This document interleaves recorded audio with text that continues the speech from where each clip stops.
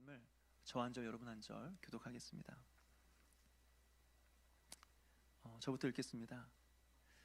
때가 제 6시쯤 되어 해가 빛을 잃고 온 땅에 어둠이 임하여 제 9시까지 계속하며 예수께서 큰 소리로 불러 이르시되 아버지 내 영혼을 아버지 손에 부탁하나이다 하고 이 말씀을 하신 후 숨지시니라.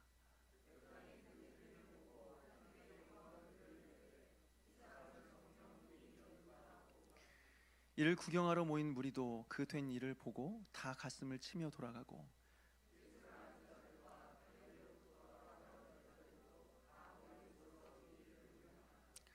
공회의 의원으로 선하고 의로운 요셉이라 하는 사람이 있으니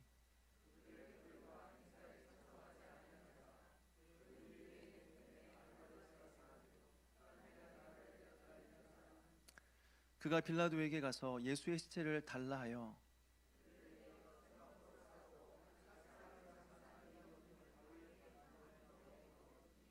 이날은 준비일이요 안식일이 거의 되었더라.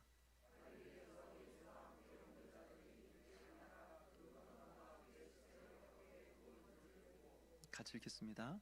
돌아가 향품과 향유를 준비하더라. 네, 여기까지만 읽겠습니다. 네, 기도하시겠습니다. 하나님 아버지, 이 시간 우리가 하나님 앞에 섰습니다. 말씀하여 주시고 그 말씀 앞에 우리가 온전히 또 순종하며 나아가게 하여 주시며 또 그 말씀이 온전히 우리의 삶에 이루어지게 하여 주시옵소서. 감사를 드리옵고 예수님의 이름으로 기도합나이다. 아멘. 시간적으로 보게 되면 오늘 이 금요일은 예수님께서 십자가에 못 박혀 죽으신 날입니다. 오늘 우리가 함께 이 본문을 읽음으로써 이 하루 동안 일어난 일에 대해서 오늘 성경은 자세히 소개해주고 있는데 이 내용들을 함께 좀 살펴보았으면 좋겠습니다. 우리 44절 말씀을 같이 읽겠습니다. 시작. 때가 제 6시쯤 되어 해가 빛을 잃고 온 땅에 어둠이 임하여 제 9시까지 계속하며. 먼저 우리는 유대인들의 이 시간 개념을 알 필요가 있습니다. 유대인들의 시간은 우리와 6시간 차이가 납니다. 그러니까 여기서 제 6시쯤 되었다라고 하는 말은 우리 기준으로 말하면 낮 12시가 되었다고 하는 거죠. 그 당시에 중동의 날씨는 굉장히 더웠습니다. 너무 더워서 사람이 밖에 서 있을 수가 없는 날씨입니다. 그래서 사람들은 낮에 거의 밖에서 활동을 하지 않습니다. 그리고 혹시라도 낮에 밖에 나가게 된다고 한다면 옷으로 온몸을 감싸고 나가는 것이죠. 근데 오늘 성경에 보니까 지금 시간이 낮 12시입니다. 그러면 하루 중에서도 가장 더운 시간이죠. 그때 예수님은 온몸에 아무것도 걸치지 않은 채 십자가 위에 매달려 계시는 것입니다. 이때 성경에 보니까 뭐라고 말하고 있습니까? 해가 빛을 잃고 온 땅에 어둠이 임하여 라고 되어 있습니다. 여러분, 낮 12시면 가장 해가 밝을 때 아닙니까? 근데 오늘 성경은 뭐라고 말하죠? 해가 빛을 잃고 온 땅에 어둠이 임하였다, 이렇게 말하고 있어요. 어떤 사람들이 이것을 설명하면서 뭐 개기일식이다 뭐다 하면서 이것을 과학적으로 설명하려고 합니다. 태양이 달에 가려졌다, 그래서 어두워졌다라고 하는 거죠. 또 어떤 사람들은 먹구름이 하늘을 덮었다, 이런 식으로 설명하는 거죠. 그런데 여러분, 오늘 누가 하는 이 현상이 자연 현상이 아니라 하나님의 신적인 활동이고 상징적인 의미가 있다라는 사실을 가르쳐주고 있는 것입니다. 그것은 무엇이냐면 이 세상에 빛으로 오신 예수님께서 죽으셨다라고 하는 겁니다.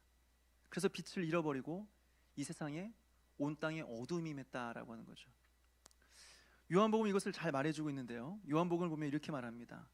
참빛 곧 세상에 와서 각 사람에게 비추는 빛이 있었나니 그가 세상에 계셨으며 세상은 그로 말미암아 지은 바 되었으되 세상이 그를 알지 못하였고 자기 땅에 오매 자기 백성이 영접하지 아니하였으나 영접하는 자 곧 그 이름을 믿는 자들에게는 하나님의 자녀가 되는 권세를 주셨으니.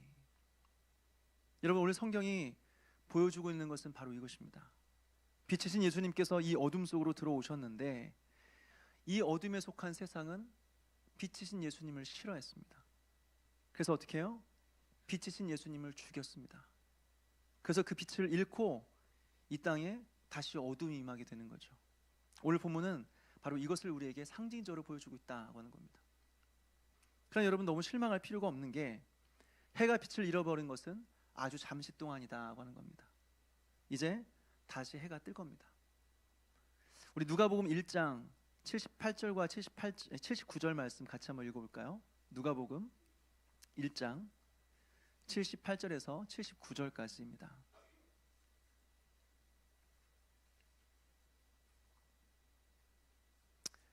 우리 같이 읽겠습니다. 시작. 이는 우리 하나님의 긍휼로 인함이라. 이로써 돋는 해가 위로부터 우리에게 임하여 어둠과 죽음의 그늘에 앉은 자에게 비치고 우리 발을 평강의 길로 인도하시리로다 하니라. 아멘. 여러분, 이것은 사가랴의 고백입니다. 이 말을 따르면 예수님은 다시 부활할 것입니다. 그래서 빛으로 어둠과 죽음의 그늘 아래 있는 자들을 비추실 것입니다. 그래서 우리를 평강의 길로 인도하신다라고 하는 거죠. 이것이 바로 부활의 은혜입니다. 이어서 예수님의 십자가의 죽으심을 통하여서 일어난 변화들에 대해서 오늘 성경은 가르쳐주고 있는데요. 첫째로 성소의 휘장이 찢어졌다 이렇게 말하고 있습니다. 예수님의 십자가의 죽으심으로 말미암아 첫 번째로 성소의 휘장이 찢어졌다고 하는 거죠. 여러분, 성소의 휘장 하면 우린 집에 있는 커튼 정도를 상상하지 않습니까? 그런데 사실 이 성소의 휘장은 높이만 12m입니다. 그러니까 건물로 따지면, 아파트로 말하면 한 4층 정도의 높이가 되는 거죠. 또 그 성소의 휘장을 움직이기 위해서는 최소한 300명의 제사장들이 필요했다고 해요. 그러니까 그 정도로 무게가 어마어마했다는 겁니다. 그리고 역사가 요세푸스의 기록에 의하면 그 휘장의 두께가 어느 정도였는가? 두께만 한 10cm 정도 됐다는 거예요. 그 천의 두께가, 휘장의 두께가 10cm 정도, 그것도 꼬은 실을 계속 꼬아서 만들었기 때문에 말이 양옆에서 잡아당겨도 절대 찢어지지 않는 그런 아주 단단한, 튼튼한 그런 휘장이었다라고 하는 겁니다. 그런데 오늘 성소의 휘장이 찢어졌다는 거예요. 마태와 마가는 휘장이 위에서부터 아래로 찢어졌다라고 말하고 있고, 오늘 누가는 안에서부터 밖으로 찢어졌다라는 표현을 하고 있습니다. 강조점은 동일합니다. 사람이 찢을 수 없는 겁니다. 사람이 한 것이 아니라 하나님께서 하신 일이다라고 하는 거죠. 하나님께서 찢으셨다라고 하는 거죠. 여러분, 성소의 휘장이 찢어졌다라고 하는 것이 도대체 어떤 의미가 있을까요? 첫째로 성전 시대의 종말을 의미하는 것입니다. 실제로 주 70년에 예루살렘 성은 로마에 의해서 무너지게 됩니다. 그리고 성전도 무너집니다. 이제부터 종교의 중심은 성전 건물이 아니게 되는 거죠. 둘째로 예수 그리스도의 육체적인 고난을 의미한다라고 하는 거죠. 우리 히브리서 10장 19절과 20절 말씀을 같이 읽겠습니다. 히브리서 10장 19절과 20절 말씀입니다.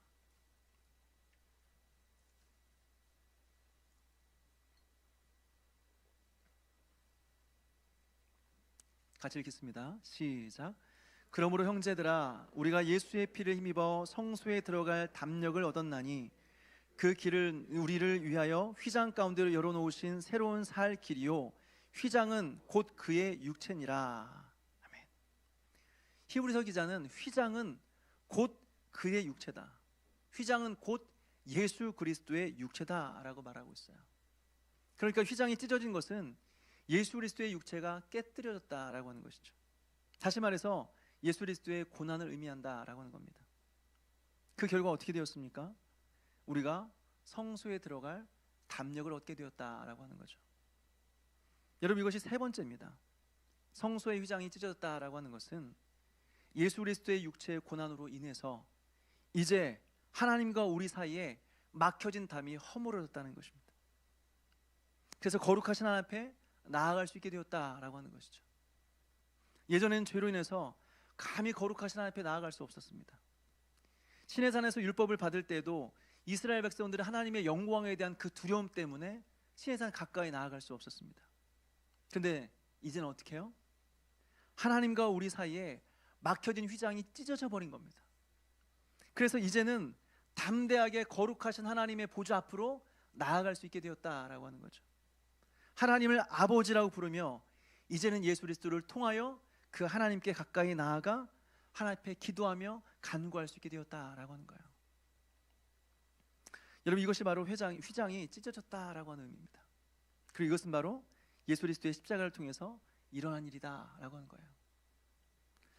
두 번째로 일어난 일은 백부장의 고백입니다. 우리 47절 말씀을 읽겠습니다. 47절 시작. 백부장이 그 된 일을 보고 하나님께 영광을 돌려 이르되 이 사람은 정녕 의인이었도다 하고. 여러분, 여기서 나오는 백부장은요, 예수님의 사형을 집행했던 사람입니다. 사형을 요청한 것은 유대인들이고 종교 지도자들이고, 사형 선고를 한 사람은 빌라도인데, 오늘 실제로 예수님의 십자가형을 주도했던 사람은 바로 오늘 이 사람 백부장이었다라고 하는 거예요. 다시 말해서 이 사람은 로마의 장교입니다. 이방인입니다. 근데 이 사람이 이 모든 과정을 다 지켜본 이후에, 예수님께서 고난을 당하시고 십자가에 매달리시고 죽으시는 모든 과정을 다 지켜본 이후에 했던 고백이 무엇이냐면, 이 사람은 정녕 의인이었도다라고 하는 겁니다. 다른 성경에 보면 이렇게 고백해요. 이 사람은 진실로 하나님의 아들이었도다라고 고백해요. 여러분, 놀랍지 않습니까? 예수님께서 십자가에 죽으시기 전까지는 모든 사람들이 예수님을 조롱하고 예수님을 모욕했습니다. 네가 하나님의 아들이면 한번 우리를 구원해봐라. 네 자신을 구원해봐라. 어디 한번 십자가에서 한번 내려와봐라. 그래서 네가 선지자인 것을 증명해봐라.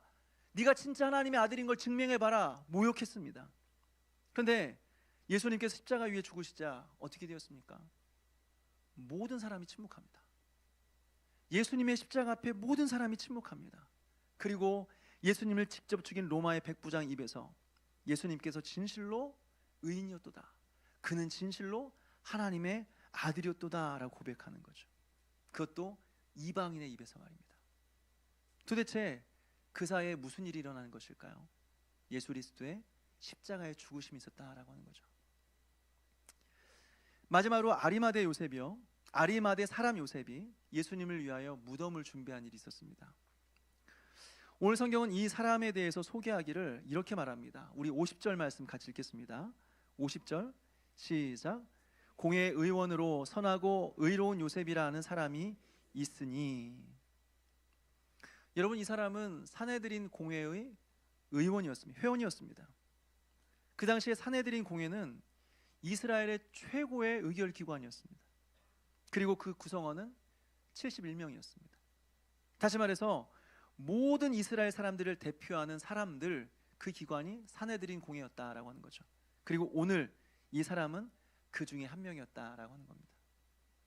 그런데 오늘 성경이 말하기를 51절에 보니까요, 그들의 결의와 행사에 찬성하지 아니한지라 라고 말하고 있습니다.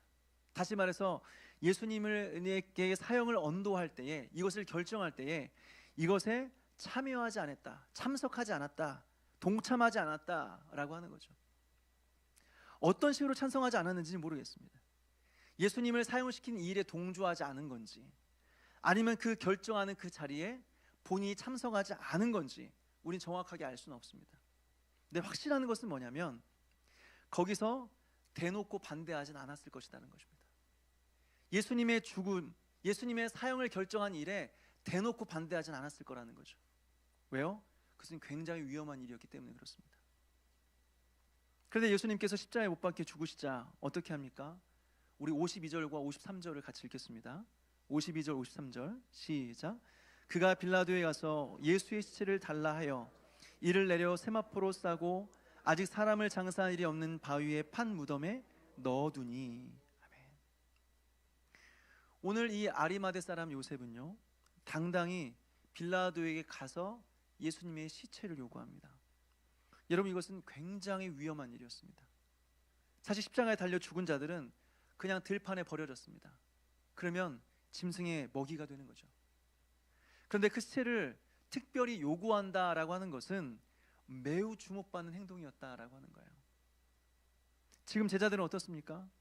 모든 것을 다 버리고 예수님을 따랐던 제자들도 무서워서 다 도망가 버렸어요.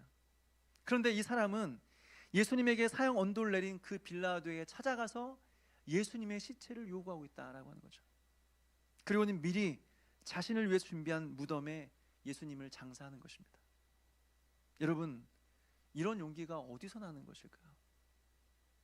방금 전까지는 본인은 사내들인 공회의 회원이었고 하나님의 나라를 기다리는 자였음에도 불구하고 예수님의 사역에 대해서 당당하게 반대 의견을 내지 못하는 비겁한 사람이었습니다. 그런데 오늘은 어떻게 용기가 나서 예수님의 시체를 맡아서 장사하는 담대함을 보이게 된 것일까요? 바로 예수 그리스도의 십자가를 경험했다라고 하는 것입니다. 사랑하는 여러분, 오늘 성경은 바로 이것을 우리에게 가르쳐주고 있어요. 십자가 사건으로 말미암아 그 크고 무겁고 견고한 휘장이 안에서부터 밖으로 찢어져 버렸어요. 그 하나님과 우리 사이에 막힌 담을 헐어버렸어요. 그리고 예수님의 사형을 주도한 그 로마의 장교 백부장이 예수님에 대해서 고백하기를 그는 진실로 의인이었도다, 그는 진실로 하나님의 아들이었도다 라고 고백하는 거죠. 또 예전에는 겁을 내던 아리마대 사람 요셉이 담대함을 얻어서 예수님의 시체를 당당하게 요구하고 예수님의 시체를 무덤에 장사한 일이 있었습니다. 도대체 이런 변화가 어디에서부터 시작된 것일까요? 예수 그리스도의 십자가로부터 시작되었다라고 하는 겁니다. 이것이 바로 여러분 십자가의 능력이에요. 이것이 우리를 변화시키는 십자가의 능력이다라고 하는 거예요. 사랑하는 여러분, 왜 우리가 오랜 시간 동안 신앙생활에도 변화가 없습니까? 왜 10년, 20년, 30년, 40년 교회를 다녀도 왜 성장이 없습니까? 이것은 명확합니다. 분명합니다. 십자가를 모르기 때문에 그렇습니다. 십자가를 깊이 경험해 본 적이 없기 때문에 그렇습니다. 여러분, 우리가 아무리 많이 성경을 공부했고 성경을 많이 읽고 많은 지식을 가지고 있어도 십자가를 모르면 변화가 일어나지 않습니다. 왜 그럴까요? 결국 성경의 핵심이 예수 그리스도의 십자가이기 때문에 그렇습니다. 구약은 결국에 오실 예수 그리스도에 대해서 증언하고 소개하고 있는 거예요. 이게 구약이에요. 신약은 오신 예수 그리스도에 대해서 기록하고 증언하고 있는 거예요. 이게 신약이에요. 그러니까 결국 성경은 뭘 말하고 있느냐? 성경의 핵심, 성경이 말하고 있는 것은 예수 그리스도예요. 그런데 그 예수 그리스도에 대한 가장 명확한 지식은 어디에서 나오느냐? 어디에서 예수님에 대한 지식이 찬란하게 드러나느냐? 십자가예요. 십자가를 통해서 예수님이 누구신지를 명확하게 성경은 보여주는 거죠. 그런데 십자가를 모른다?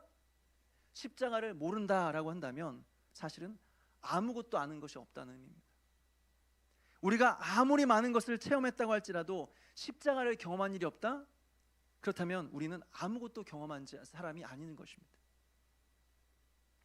그러니까 그 결과 십자가를 모른다면 어떤 변화도 일어날 수 없다라고 하는 거죠.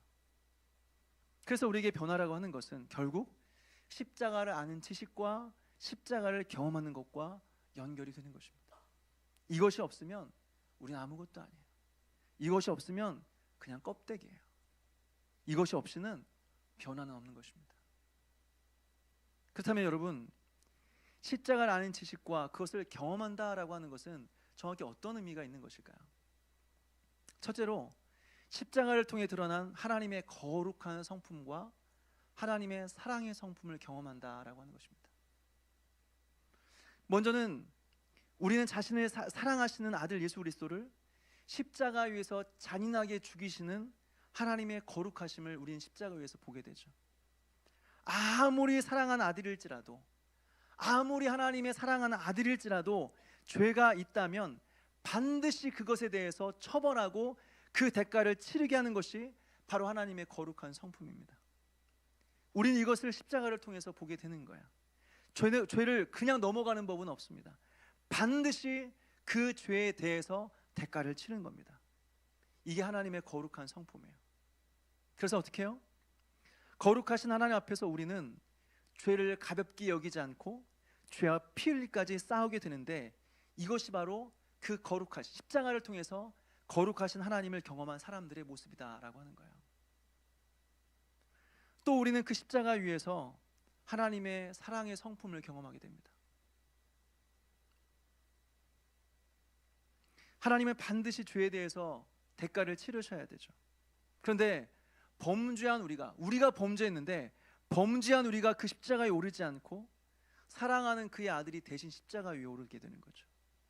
십자가 위에서 범죄한 내가 죽어야 되는데 예수님이 대신 죽으신 거죠. 여러분, 이것은 무엇을 보여주는 것입니까? 하나님의 사랑을 보여주는 거죠. 하나님의 놀라운 사랑을 보여주는 거죠. 범죄한 우리를 죽이시는 것이 아니라 우리는 살리고 대신 예수 그리스도를 죽이시는 거예요. 그래서 어떻게 해요? 날 사랑하시는 하나님의 그 사랑으로 말미암아 하나님을 뜨겁게 사랑하게 만드시는 거죠. 그래서 이제는 나를 위해 살지 않고 내가 사랑하는 그 하나님의 뜻을 이루어드리기 위해서 살아가게 되는 거죠. 이것이 바로 십자가를 통해서 하나님의 사랑을 경험한 자들의 모습이다라고 하는 거예요. 그러니까 여러분, 십자가를 경험한 사람들은요, 변화되지 않을 수가 없는 거예요. 십자가를 아는 사람들은 이전과 똑같은 방식으로 살아갈 수 없는 거예요. 하나님의 거룩한 성품을 경험했기 때문에 다시는 죄를 짓지 않아요. 하나님의 사랑의 성품을 경험했기 때문에 이제는 하나님을 위해 살고 싶은 마음이 간절한 거예요. 십자가를 경험한 사람은 이렇게 살아가는 거예요. 변화가 일어날 수밖에 없는 거예요.